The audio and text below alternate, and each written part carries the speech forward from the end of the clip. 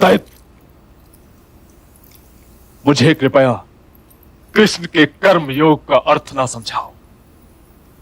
पसंद नहीं आ रहा। तुम केवल उन क्योंकि दोनों पर दृष्टि जमाए रहो छवि अपनी शायद नजर आ रही है। और बताए जाओ कि वहां क्या हो रहा है। वैसा नहीं हो रहा जैसा वो चाह रहे हैं, चाहते हैं। इसलिए बुरा फील हो रहा है। क्योंकि कोई समझाने वाला, सही समझाने वाला ना। और सच आईना दिखाने वाला भी अच्छा नहीं ना लगता फिर। बिल्कुल।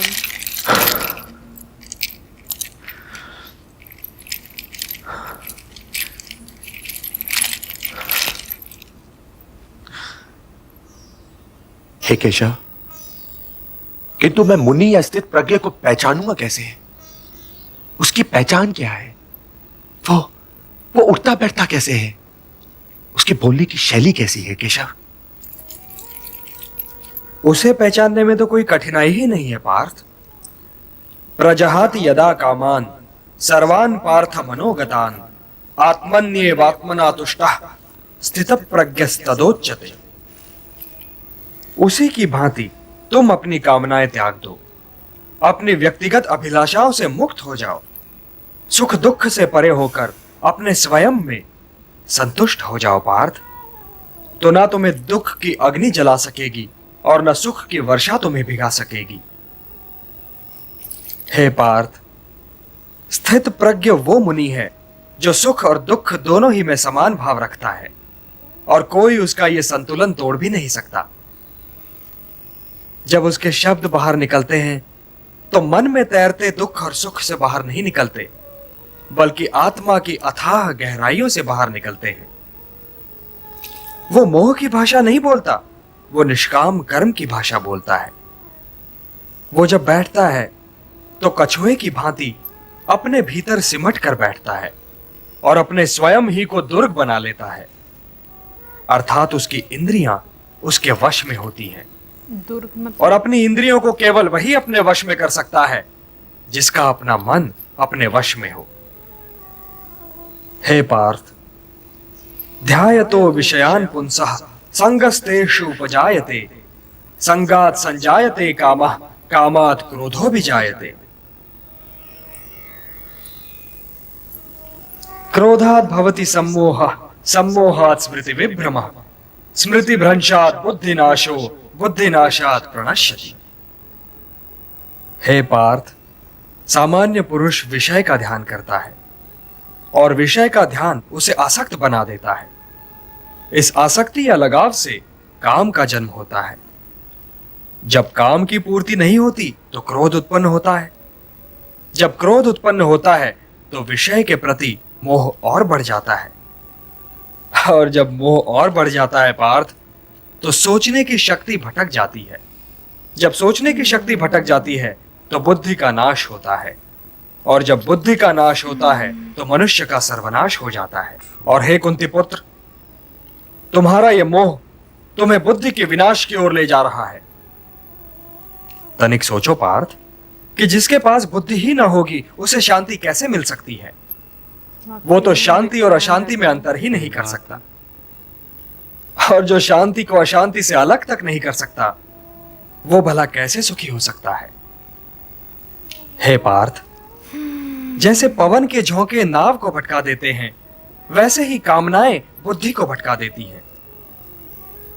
इंद्रियाणाम हि चरताम यन्मनो अनुविधीयते तदस्य हरति प्रज्ञाम वायुर्नावम इवाम्भसि। इसलिए हे महाबाहो, अपनी इंद्रियों को अपने वश में रखो, स्वयं ही उनके वश में न हो जाओ। पार्थ, यह बात ध्यान से सुनो और समझो कि जब संसार सोता है तब मुनि जागता है, और जब संसार जागता है तब मुनि सोता है। ये सोना जागना क्या है केशव? ये रात दिन कैसे है? रात और दिन की तो मैंने बात ही नहीं की थी पार्थ। मैंने तो केवल सोने और जागने के विषय में बात की थी। सामान्य पुरुष की जाग हर क्षण कुछ पाने और भोगने के मोह में व्यतीत होती है। यही उसकी चेतना का लक्ष्य है। यदि उसे भूख लगी तो उसे भोजन चाहिए, यदि उसे प्यास लगी तो उसे जल चाहिए, यदि उसे ऋतुओं से अपना बचाव करना है तो घर चाहिए। उसकी सोच आत्मनिष्ठ है, परंतु मुनि अर्थात स्थितप्रज्ञ की सोच वस्तुनिष्ठ है। वो व्यक्तिगत भूख और व्यक्तिगत तृष्णा के परे देखता है। वो वृक्ष से गिरे हुए फल के विषय में नहीं सोचता, वो वृक्ष के विषय में सोचता है, वनों के विषय में सोचता है। सामान्य मनुष्य को ईंधन के लिए लकड़ी चाहिए, तो वो वृक्षों को तब तक काटता चला जाएगा जब तक वन नष्ट न हो जाएं। परंतु मुनि प्रकृति में वनों के महत्व के विषय में सोचता है, प्रकृति के संतुलन के विषय में सोचता है, वनों और ऋतुओं के संबंध के विषय में सोचता है। इसलिए हे पार्थ, जो सामान्य पुरुष की इंद्रियों के लिए दिन है, वो मुनि के लिए रात है, क्योंकि वो तो इंद्रियों की सीमा को पार कर चुका है। और जो सामान्य पुरुष की इंद्रियों के लिए रात है, वो मुनि के लिए दिन है, क्योंकि उसी सन्नाटे में मुनि की चेतना का सूर्योदय होता है। मुनि की रुचि सामने की समस्याओं के साथ साथ उन समस्याओं के समाधान में भी है, और यही उसे सामान्य पुरुष से अलग करती है पार्थ। या निशा सर्वभूतानां तस्याम जागृति संयमी, यस्याम जागृति भूतानि सा निशा पश्यतो मुनेः। हे पार्थ, सत्य इंद्रियों की पहुंच के बाहर है। ऐसा नहीं कि मुनि को भूख नहीं लगती, लगती है, परंतु वह अपनी भूख के परे देखता है और यह सोचता है कि भूख का उपचार क्या है। इसीलिए सामान्य मनुष्य का दिन मुनि के लिए रात है, और जो सामान्य मनुष्य की इस रात से अपने को बचा ले, वही स्थित प्रज्ञ है। सामान्य मनुष्य तो नदियों की भांति है जिन्हें व्याकुलता बहा ले जाती है, परंतु उन्हें अपने मार्ग का ज्ञान नहीं होता। वो तो अंधाधुंध बही जाती हैं, क्योंकि वो केवल बहने ही को अपना कर्म समझती हैं, और वो अपना सारा जल, अपनी सारी उथल पुथल सागर में उड़ेल देती हैं। किंतु सागर फिर भी अपने तटों की मर्यादा का उल्लंघन नहीं करता। इसी प्रकार कामनाओं की नदियां सामान्य मनुष्य को तो बहा ले जाती हैं, परंतु जब वो मुनि तक आती हैं, तो मुनि उन्हें समेट लेता है और अपनी मर्यादा का उल्लंघन नहीं करता। हे पार्थ, तुम भी सागर बनो। सागर मुनि है, सागर ज्ञानी है। तुम भी ज्ञानी बनो पार्थ, क्योंकि ज्ञान ही उत्तम है।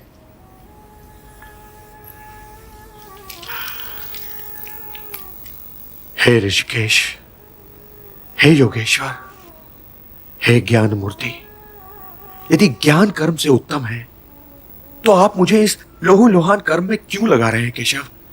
आप मुझे इस लहू लुहान कर्म में क्यों लगा रहे हैं? हर तरह से अपने आप को, हालांकि जंगें तो पहले भी लड़ी होंगी। लेकिन अपनों के केशव, साथ में वो। आपने तो मुझे उलझा दिया। यदि ज्ञान कर्म से उत्तम है, तो फिर मैं यह भयानक कर्म करूं क्यों? क्यों युद्ध करूं केशव? क्यों न मुनि बनकर मौन समाधि में चला जाऊं? मैं कल्याण का मार्ग पूछ रहा हूं केशव। कृपया मुझे मार्ग दिखलाइए केशव, मुझे मार्ग दिखलाइए। लोकेस्मिन् द्विविधा निष्ठा पुरा प्रोक्ता मया नघ, ज्ञान योगेन सांख्यानाम कर्म योगेन योगिनाम। हे निष्पाप अर्जुन, संसार में दो प्रकार के लोग होते हैं, अंतर्मुखी और बहिर्मुखी। जो अंतर्मुखी होते हैं वे स्वयं के भीतर जाकर ईश्वर को देखते हैं, यही ज्ञान योग है। और जो बहिर्मुखी होते हैं वे स्वयं से बाहर निकलकर उसे प्राप्त करने का प्रयत्न करते हैं, किंतु कर्म से छुटकारा नहीं, क्योंकि स्वयं के भीतर जाकर उसे खोजना भी तो कर्म ही है। हे कुंती पुत्र, मार्ग तो यही दो हैं, एक ज्ञान योग का और दूसरा कर्म योग का। हे केशव, तो फिर मैं ज्ञान योग के ही मार्ग पर क्यों न चलूं? किंतु हे पार्थ, ज्ञान योग भी कर्म के त्यागने का मार्ग नहीं है, सिद्धि का मार्ग नहीं है, क्योंकि कर्म के बिना तो जीवन संभव ही नहीं। आंखें हैं तो वे अवश्य देखेंगी, पलकें हैं तो वे अवश्य झपकेंगी, कान हैं तो वे अवश्य सुनेंगे,